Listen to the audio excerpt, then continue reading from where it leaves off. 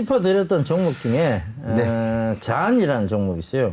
오늘 자한이 좀 급등세가 나왔는데 이 자한에 대해서 AS를 좀 하면서 네네. 자한이 최근에 새로운 공시가 좀 나왔더라고요. 네, 그렇죠. 요거까지 조금 짚어가면서 얘기를 나눴으면 좋겠습니다.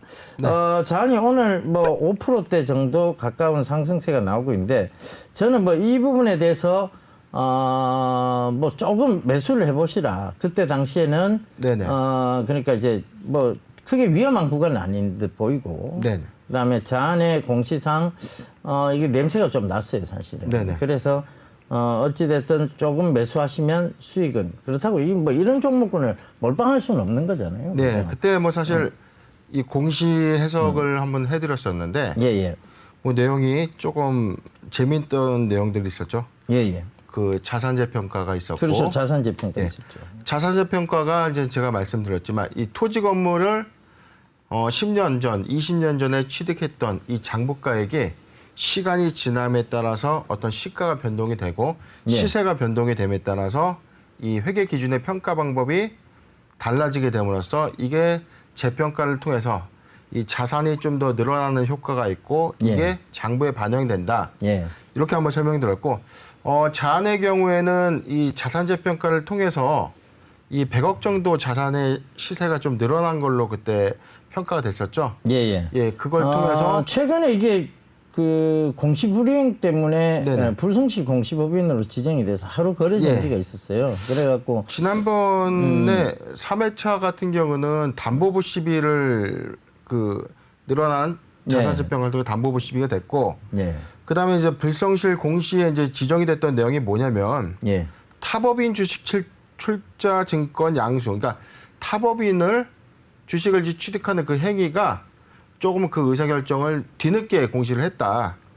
이 내용 때문에 사실 이제 벌점이 8점인데 좀 세게 맞은 겁니다. 그렇죠. 세게 맞았죠. 예, 벌점이 세게 맞았는데 저는 사실은 이게 조금 회사 측에서도 많이 좀 억울함이 있을 거라고 생각이 돼요. 왜냐하면 근데 이제 그런 부분이 있을 거예요. 이게 대응을 잘못했다고밖에 저는 안 보여요. 예, 그렇죠. 예.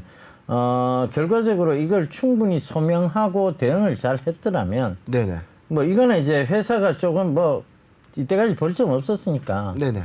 벌점 좀 맞아도 된다라고 강짜를 부렸거나 안 그러면 이 벌점에 대해서 적극적으로 소명해야 될 사람이 네. 제대로 교육이 안 돼 있었다. 예, 그렇죠. 예, 이렇게밖에 볼 수 없는 상황입니다. 사실은 뭐 이런 상으로 불성실 공시법인 지정되고 또 누적 벌점이 뭐 8점을 예. 부과받는 거는 사실은 이게 낮은 벌점은 아닙니다. 예. 근데 우리가 누가 이제- 이걸 이렇게 물어보더라고요. 네네. 일부러 주가를 빼기 위해서 불성실 공시를 받으려고 벌점 8점이나 맞게끔 그렇게 행동한 거 아니냐 이래 묻길래 제가 그렇게 대답했습니다. 누가 일부러 그렇게 벌점 8점을 맞을 사람이 누가 있을까요? 그 좋은 거 하나도 없습니다, 사실. 그죠? 이게 1년 이내 누적 벌점이 15점이 돼버리면 상장폐지 실질 심사로 가요. 그렇죠. 예. 근데 이게 그걸 참- 일부러 맞는다? 아유, 그거는 저는 있을 수 없는 일이라고 봅니다. 어떤 공시 결정의 리스크가 충분히 있기 때문에 그렇죠. 8점은 조금은 이제 회사 측에서 대응을 너무 안일하게 했다. 안일하게 했죠. 그렇죠. 예. 뭐 상황이 정말 뭐 어떤 유상증자의 철회라든가 네. 어떤 진행 사업을 중단한다든가 그리고 최초에 이제 공시했던 그 사항들과 정반대의 어떤 상황으로 공시가 정정이 되는 경우 이럴 때 불성실 공시 심의를 받게 되는데 예. 이게 타법인의 주식을 취득했던 그 행위 자체가 조금 의사결정이 늦었던 거예요. 예, 그렇죠. 이 부분 때문에 8점이라는 큰 벌점을 맞은 게 제가 볼 때는 이게 회사 측에 너무 안일하게 대응을 했다. 실수라고 봐야 될 것 같아요. 그러니까 일단은 뭐 그 부분은 회사 측의 실수, 회사 네네. 측에서 뭐 좀 잘못했다 이렇게 좀 판단할 수 있을 네네. 것 같고. 그리고 최근에 네. 보면 이제 6월 16일 날이죠. 네네. 16일 날 전환사채권 발행을 결정했습니다. 예. 예. 제가 오늘 사실 주가 상승의 어떤 부분이랑도 예. 이 부분 때문이라고 저희가 볼 수 있는데요. 그렇죠. 잠깐 이제 공시를 한번 보고 갈게요. 예. 네, 공시를 좀 저희가 보면 자 지난번에 우리가 이 자한이라는 회사가 예. 자산 재평가를 통해서 100억 원의 장부 가치, 그러니까 자산이 100억이 더 늘어났습니다. 그렇죠. 늘어났죠. 그래서 우리가 예. 그 지난번에도 70억 원이라는 그 자금이 전환사채로 납입이 됐는데 그것도 담보부 시비였어요. 그렇죠. 부동산 담보부 시비죠. 예, 예. 마찬가지입니다. 여기 보시면은 제4회차 무기명식 이권부 무보증 담보부 사모전환사채. 예, 예. 자, 담보가 있느냐 없느냐 무기명식 무보증 사모전환사채가 있고 담보부 사모전환사채의 차이점은 이 담보 제공에 대한 그 대가가 있느냐 없느냐 예, 예. 이 차이거든요. 예, 예. 근데 이거는 이제 지난번에 자산재 평가를 통한 그 자산재 평가를 이제 진행했던 그 사유가 예, 예. 아무래도 이 담보부 전환사채 발행을 위한 목적이었다라는 예. 걸로 그때 지난번에 우리가 분석을 했지만 이어서 같은 내용들로 똑같이 이제 전환사채 발행이 됐던 것 같습니다. 그렇죠. 예, 그 납입처는 똑같이 지난번 그 70억 대상자랑은 좀 변경이 된 것 같은데 예, 예. 이제 SC 로이에서 그렇죠. SC 로이 130억 원이 파이낸셜에서 이제 납입이 된 그런 내용들이고. 그래서 정리해서 말씀을 드리자면 예. 저희가 항상 그 공시를 정확하게 읽고 해석하고 유추한다면 이 투자 지표를 충분히 활용할 수 있다라고 제가 누누이 강조를 드리는데 지난번에 저희가 그럼 자산재 평가의 목적이 뭐였냐라고 말씀을 드렸을 때 예, 예. 아마 이 담보부 전환사채 발행을 위해서 아무래도 이 자산의 어떤 그 가치가 뭐 예를 들어서 10억과 100억 원 차이가 엄청 크거든요. 예, 예. 그러니까 어떤 담보를 제공하는 이 자산의 가치를 늘림으로써 회사는 안정적인 사채를 발행할 수 있었다라고 정리가 되겠습니다. 제가 하나 질문을 좀 네네. 드릴게요. 지금 이 사채 이율이 7%입니다. 네네. 표면 이자율 7%, 만기 이자율 7%인데 네네. 7%좀 세다고 네, 보시지 그렇습니다. 않습니까? 네. 이게 저희가 이렇게 보시면 됩니다. 자, 여기 내용을 공시 내용을 한번 보면은 예. 자,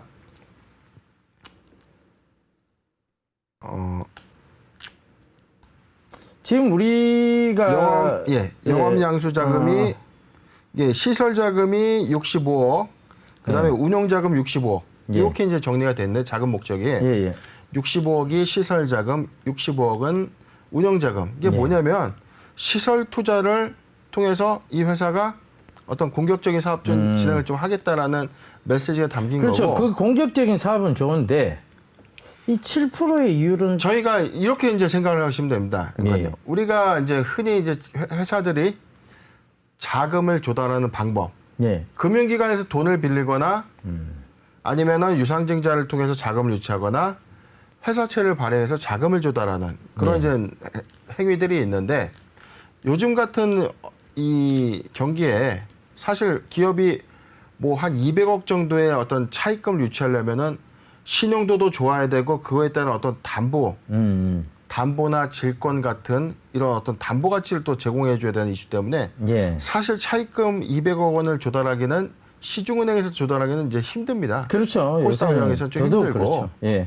그렇다면 유상증자나 사채 발행을 통해서 이제 자금을 조달할 수 있는데 지금 뭐 코로나19 사태 또 라임 사태로 인해서 메자닌 투자도 축소가 됐고 지금 주가의 어떤 그 변동성 때문에 유상증자도 사실은 그 여의치가 않거든요. 왜냐하면 1년간 보호 예수를 해야 되는 어떤 절차들 이런 것들 때문에 투자자들이 선뜻 어떤 그 확정된 사업의 어떤 내용이 명확하지 않다면 투자를 주저하는 그런 경향들이 좀 강하고 그래서 이제 사모사채를 통해서 자금을 조달하는데 뭐 작년 같은 우리가 상황이었으면은 뭐 메자닌 투자도 조금은 더 활발했으나 지금 코로나19 사태, 라임 사태로 인해서 시중에 사채 발행이 좀 많이 어려운 실정입니다.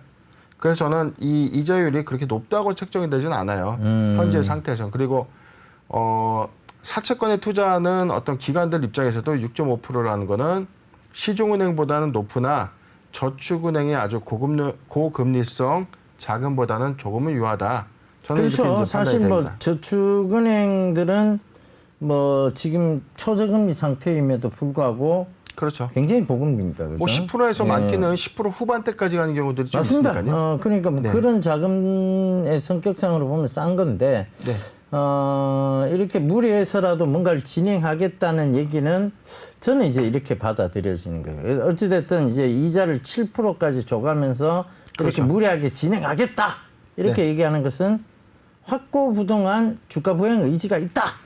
뭐 이렇게도 주가 좀- 부양에 대한 의지 플러스 저는 회사가 긴급하게 사용될 만큼 이 시설 투자나 운영 자금이 시급하다. 네, 그 그러면 이제 시급한 것도 뭐 있죠. 저는 예, 이게 예. 실적이 당연히 이어질 것이기 때문에 현재보다는 어떤 나아진 상황이 앞으로 뭐 펼쳐지지 않겠나 이렇게 좀 저는 판단이 됩니다.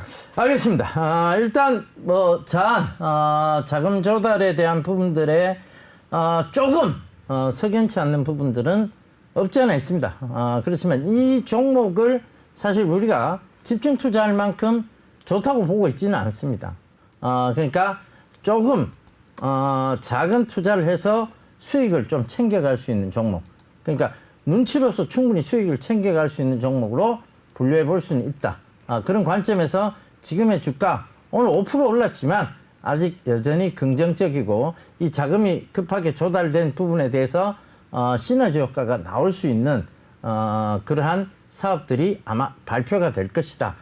이렇게 변영인 대표님께서 명확하게 좀 정리를 해주셨어요.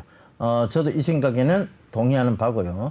여러분들 요거 잘 참고하셔서 매매 전략 세우시면 되겠습니다. 예, 두 번째 종목은 루미 마이크로입니다. 사실상 이 동사는 LED 업체였어요. 그런데 전장 사업부도 하고 있었고 굉장히 괜찮은 사업들을 영위하고 있다가 2019년도죠. 바이오 기업으로서의 약간의 전환, 그러니까 신성장 동력에 날개를 달면서 굉장히 주가는 한때 크게 올라왔었습니다. 그런데 그 이후에 이 바이오 사업부가 좀 지지부진하면서 주가는 1,000원 밑으로까지 빠지게 되었고요. 지금은 다시 코로나 이전 사태로 회복은 했습니다. 그런데 어떠한 숨겨진 공시 내용이 있는지 우리 변영인 대표님 통해서 정확히 한번 들어보고 가도록 하겠습니다. 자, 변영인 대표님, 네네. 루미 마이크로 어떤 좀 주목해봐야 될 공시가 있나요? 예, 뭐 루미마이크로가 비보존에 예. 지분을 과거에 좀 투자한 이력이 있었는데 예, 최근에 그러니까 어제죠. 타법인 주식 출자증권 취득 결정을 하면서 예. 비보존에 약 500억 원의 신주를 다시 취득하겠다라고 예. 결정을 했습니다. 근데 이게 예. 제가 조금 놀랍게 분석되는 것 중에 하나가 예. 이 과거에 그러니까 전기라는 거는 예. 사실은 2017년도, 예. 그러니까 2018년도죠. 2018년도에 이미 150억을 투자했고, 예. 죄송합니다. 2019년도에 150억을 투자했고, 그렇죠. 그때 올해 이제 주가가 1분기에 급등을 했으니까. 99억, 그러니까 100억을 또 투자를 했어요. 예. 근데 요번에 500억이라는 이 추가 출자는 이 작은 금액이 아닙니다. 예. 그리고 자기 자본의 45%. 결코 작은 이 자금이 아니죠. 그렇죠. 회사의 어떤 그 미천의 절반 가까이 되는 이 부분이 예. 투자가 됐다는 거는 예. 이 루미마이크로는 사실은 우리가 LED 또는 이제 전장 사업으로 우리가 이제 기억이 되는 이제 법인인데 예. 그러면 이게 뭐냐? 예. 회사의 미천 절반을 바이오에 이제 투자를 하는 거지 않습니까? 그렇죠. 그러니까 이제 결국은 바이오 기업으로 탈바꿈하겠다 이 얘기를 네네. 한 거예요. 네. 예. 그래서 잠깐 제가 이게 내용을 좀 보자면은 예. 이 고무적인 게 자 분기 보고서를 한번 먼저 한번 볼게요. 저희가 이제 정기 보고서라고 해서 보는데 자 예. 이게 이제 1분기 보고서입니다. 잠깐 일어나서 좀 설명을 드릴게요. 예. 자 1분기 보고서인데 자 우리가 이제 1분기라는 건 2020년도 1분기면은 1, 2, 3월 그렇죠. 3월을 의미하죠. 예. 전기 쉽게 말해 작년이에요. 2019년도에 자 특수강의자 명단 쭉 보니까 중간에 비보존이 나옵니다. 비보존이 취득금액 얼마죠? 150억. 그렇죠. 150억. 그러니까 2019년도에 150억을 유상증자로 들어갔어요. 예. 그 다음에 올해 분기 예. 3월 2일부터 4월 20일까지 비보존의 IOTC라고 해서 예. 이게 장외거래 사이트에서 이제 주식을 산 겁니다. 장내에서. 자, 99. 즉 100억이에요. 100억 정도 가까이 되는. 예, 예. 그러면 약간 250억에 요번에 499억이면 거의 500억에 육박하는. 그렇죠. 그러면은 약 750억 원의 어마어마한 자금을 이 비보존에 투자를 한 겁니다. 그렇죠. 물론 지금 현재 그 비보존의 최대 주주는 텔콘 RF 제약이에요. 그렇죠. 예. 그렇다면 이게 저는 이제 예측이 되는 게 의도가 뭐냐? 루미마이크로가 혹시 최대 주주로 등극하진 않을까? 예. 라는 지분율 구조를 한번 봐야 되는데 예. 뭐 아쉽지만 우리가 이제 비상장회사의 정보에서는 이 상장회사와는 조금 다르게 예, 예. 어떤 이런 주요 공시사항들이 비상장 부분은 공시가 되지 않습니다. 그렇죠. 그래서 예. 그거는 좀 정보를 조금 더 입수해서 예. 한 번 더 저희가 리뷰를 해드리도록 하고요. 근데 지금 일단은 요번에 그, 예. 이제 500억이면 제가 파악한 걸로는 이 비보존의 최대 주주가 루미마이크로가 되는 게 맞습니다. 네. 예. 그건 정확해요. 근데 이제 배정 비율과 이제 배수율에 대한 차이가 있기 때문에 예, 예. 요거는 한 번 더 체크를 한번 해보는 걸로 알겠습니다. 그렇게 좀 말씀을 제가 드리고요. 추가적으로 체크를 한번 해볼게요. 네네. 예. 그리고 제가 잠깐 또 소개드릴 이 공시가 또 하나 있는데 예, 예. 자 1분기 보고서는 이렇게 있었고 6월 12일 날 예. 자 그러면 이 제가 항상 말씀드리는 것 중에 하나가 예. 회사가 타법인은 출자를 하고 신규 사업을 하고 모든 이 영업 활동을 하는 것들 예. 그다음에 지분을 취득하는 행위 돈이 있어야 되는 거거든요. 그렇죠. 자 그럼 재원 조달을 어떻게 할 거냐? 나와 있습니다. HT 주식을 팔았다는 얘기죠. 예, 상장법인 주식회사 금호H의 지분을 예. 210만 주입니다. 이 지분율은 총 뭐 9.6%, 예, 예. 그 98억, 98억 정도 되는 이 가치의 금호 HT 금호 주식을 HT 예, 그 예. 주식을 팔았다는 얘기죠. 원래는 이게 처분 예정 일자가 6월 30일이었습니다. 여기 상단 예, 예. 보시면은 예. 원래는 6월 30일이었는데 자 땡겨서 정리를 한 겁니다. 그렇죠. 뭐 그렇게 근데 많이 땡긴 건 아니에요. 당겨서 6월 12일에 한 보름 처분을 정도 했는데 당겼는데. 저는 이게 의구심이 좀 들었어요. 예. 처분 단가가 4,000원대입니다. 예, 예. 근데 금호 HT의 지금 현재 주가가 5,700원이라는 거죠. 예, 예. 그리고 거래 상대방은 주식회사 S모입니다. 예, 예. 예. 이게 사실 어떤 연관관계가 있는지 우리가 거의 뭐 100억이 육박하는 어떤 지분을 매도할 때 앵커님도 잘 아시겠지만 저희가 어떻게 접촉을 하죠? 뭐 블락딜이라든가 기관을 통해서 통으로 넘긴다. 블락딜도 의뢰를 하고 아니면 증권사에 그거는 예약 제가 매매나 조금 이런 것도 좀 알아요. 하는데 그거는 조금 아는데 네네. 이게 이제 에스모가 예전에 사명이 넥센테크였어요. 네네. 이 회사도 이제 자동차 부품 회사라고 보시면 되죠. 네네네. 그러니까 이 넥센테크는 전기차 사업 부분으로 인해서 굉장히 많이 올라왔던 주식이 많이 올라왔던 네네. 회사였어요. 그런데 이게 뭐와 지금 연관이 되면서 에스모가 굉장히 어려워졌느냐 하면 네네. 라임 투자자문, 네 그렇습니다. 라임 자산운용 예예. 이쪽과 연관이 되면서 어려워진 거예요. 네네. 근데 이제 지금 최근에 어떤 회사든 어떤 투자사든 어떤 그리고 이제 자산운용사든 지금 라임 투자자문과 연관된 쪽의 주식들은 모두 내다 팔고 있는 상황. 네 그렇죠. 왜냐하면 엮이기 싫다는 거죠. 그러면서 그렇게 내다 팔았는데 지금 이 금호 HT의 주식을 갖고 있다는 것이 에스모와 금호 HT의 관계를 또 규정 지으면서 루미마이크로의 어떤 피해가 될 수 있다. 이렇게 네네. 본 거예요. 네. 그리고 사실 라임하고 엮여 있다는 얘기가 돌면서 루미마이크로가 많이 빠진 것도 사실이었거든요. 네 그렇죠. 예, 그러니까 그런 부분에서 아마 정리를 했을 거라고 보여지고 네. 그 정리를 조금 앞당긴 요인은 라임하고의 문제도 있었겠지만 또 하나 방금 말했던 비보존의 주식을 추가적으로 취득하기 위해서 네 그렇습니다. 조금 팔지 않았나 이렇게 네네. 보여집니다. 전체적으로 보면 여기서 이제 냄새가 나는 것은 어찌됐든 루미마이크로는 새로운 신규 이제 신성장 동력, 네네. 그러니까 이제 바이오 산업으로서의 탈바꿈, 그렇죠. 그걸 꿈꾸면서 어찌됐건 이 지금 비보존에 강한 투자를 하고 있는 것이고, 네. 그래서 다시 한번 2019년도 어게인 2019년도 그 영광을 누려보고자 하는 약간의 그런 이제 자세가 있는 것 같아요.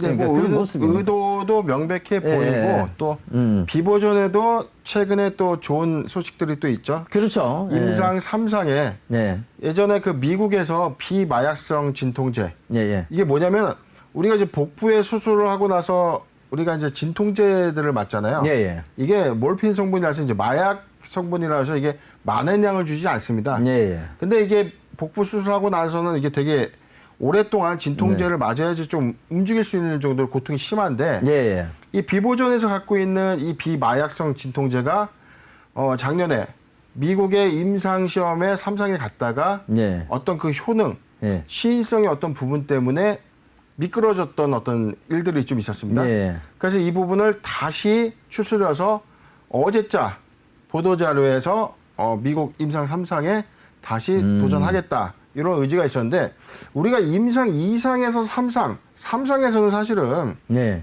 어떤 이 몇 가지의 어떤 그 오차 네. 또는 오류를 수정해서 진입이 실질적으로 되는 케이스가 있었고 비보존 같은 경우는 펀딩액이 워낙 많습니다. 그렇죠. 많고 그러니까 비보존은 지금 어찌됐든 이 임상 3상에 대한 성과에 대해서 굉장히 강한 자신감을 보이고 있어요. 예, 그렇죠. 그래서 지금 시장에서는 네네. 비보존 임상을 성공할 것이다. 그렇지만 네, 그렇죠. 시간 싸움이다. 예, 그렇습니다. 얘기가 지금 많이 누누이 나오고 뭐 그건 뭐 있거든요. 전해 들었던 내용이죠, 뭐. 그러니까 여기서도 우리가 하나 참고해 봐야 될 게, 네네. 결국은 이 비마약성 진통제 하나도 이렇게 임상에 대한 부분들이 수정을 거치고 시간 싸움에 대한 부분이 있다라고 얘기를 네네. 하는데 지금 뭐 코로나, 코비드 19, 네네네. 코로나 바이러스에 대한 백신을 뭐 빠르면 11월 달에 만들어내겠다. 이거 제약 바이오 쪽 박사님들이 들으시면 웃을 얘기예요, 사실. 네, 그렇죠. 웃을 얘기인데 이런 부분은 너무 여러분들이 물론 이제 기대감에 의해서 주식은 가게 돼 있습니다. 네네네. 그렇지만 너무 기대는 안 하시는 게 좋을 것 같고 차라리 치료제 쪽으로 보시는 게 나을 것 같아요. 네. 그죠? 그리고 이 지금 비보존은 어찌됐든 강한 임상에 대한 자신감을 보이고 있어요. 그래서 여기에 지금 루미 마이크로가 이렇게 강하게 투자하는 것도 그 확신 때문일 겁니다, 아마. 네. 예. 그래서 이렇게 좀 정리를 해보시자고요. 일단은 이 루미 마이크로가 이렇게 대규모 투자를 하게 된 배경 원인은 임상 3상에 대한 강한 자신감. 그렇죠. 그래서 그 기대감이 결국은 동사의 주가에 긍정적 역할을 할 것이다. 예, 그렇게 예측. 이렇게 딱 정리를 해놓으시면 여러분들이 편하실 것 같습니다. 네네. 자, 이렇게 두 번째 종목 정리를 했고요. 자, 그럼 세 번째 종목은 뭡니까? 예. 세 번째 종목은 예, 마이크로 디지털입니까? 마이크로 디지털입니다. 예. 이거는 제가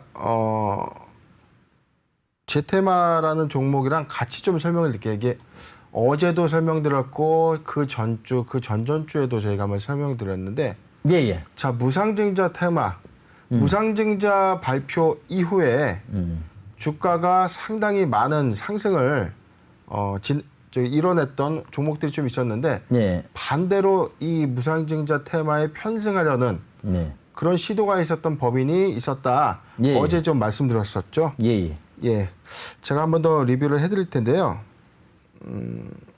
자, 마이크로 디지털도 오늘 예. 무상증자 결정을 했습니다. 아, 예, 예. 네.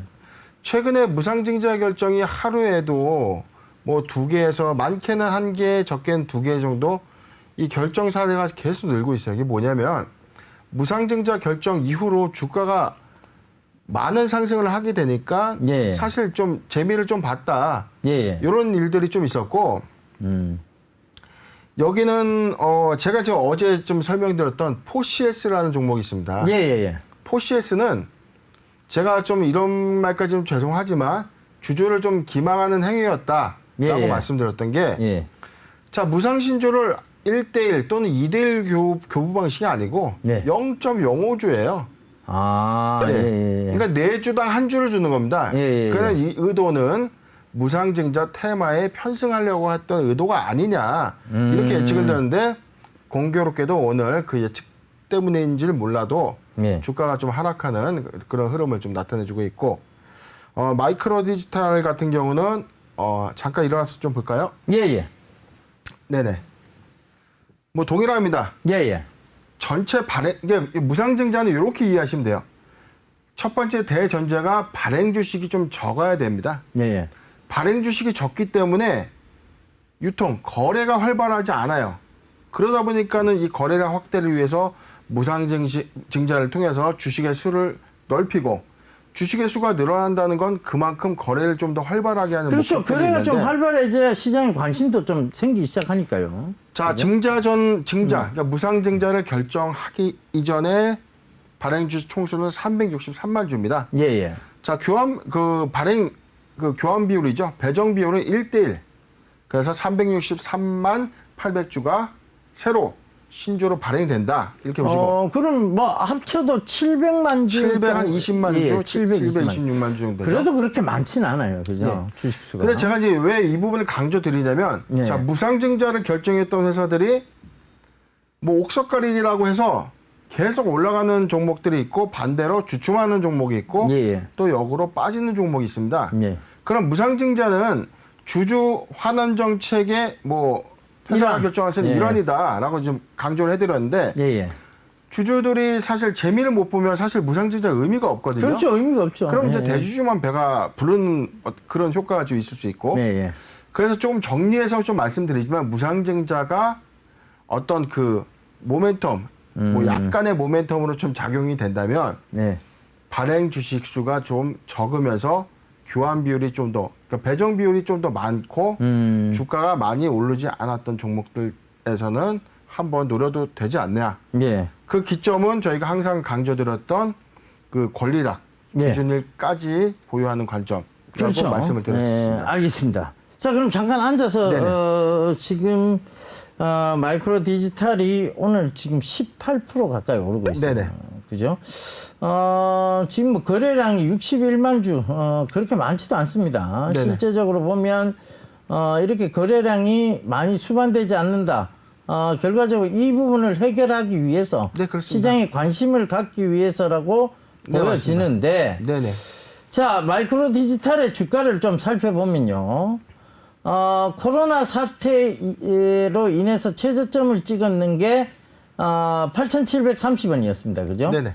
근데 지금 주가는 39,000원이에요. 네네. 높아도 너무 높다는 얘기죠. 예, 그렇습니다. 그러니까 지금 너무 많이 올랐다. 그렇게 보여지는데, 여기서 무상증자를 한다고 해서 추가적으로 오를 수 있느냐. 결과적으로 전 고점대인 영역, 그러니까 이제 상장했을 때 53,000원대까지의 효과는 누릴 수 있겠느냐.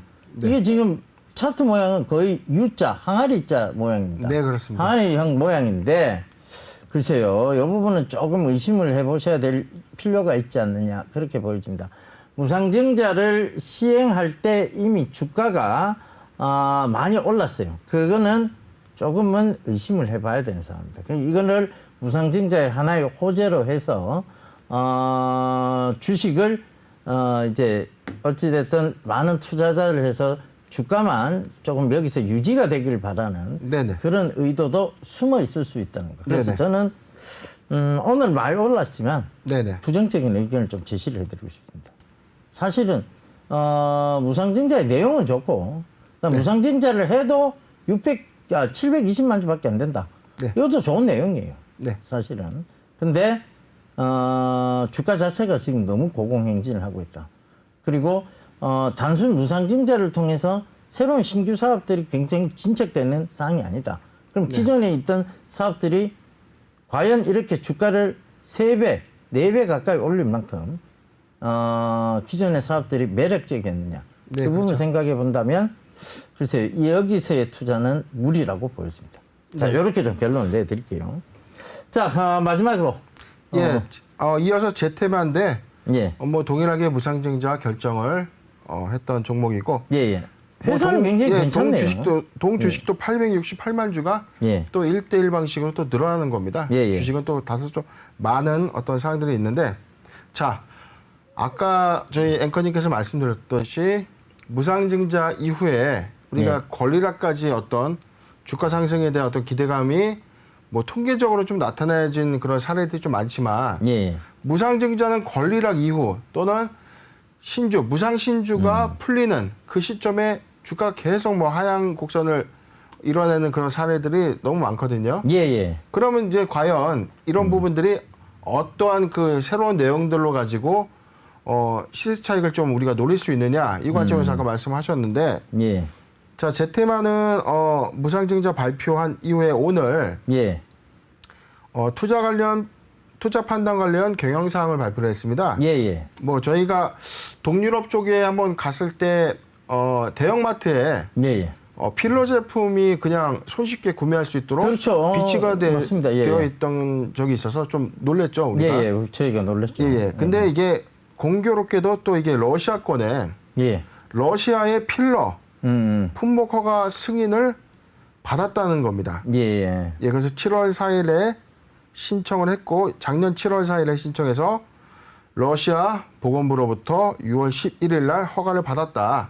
예, 예. 근데 저는 이게 어떻게 연관성을 좀 가면 좋냐면, 예, 예. 지금 메디톡스가 메디톡신의 그 식약처로부터 이제 취소 예, 예. 이후에 이제 필러도 그럼 어떤 걸 맞아야 되냐, 이런 그 여성분들 뭐 고민들 많을 거예요. 네. 뭐 성형외과 원장들 마찬가지겠지만. 예. 남성분들도 고민해요. 요새. 네네.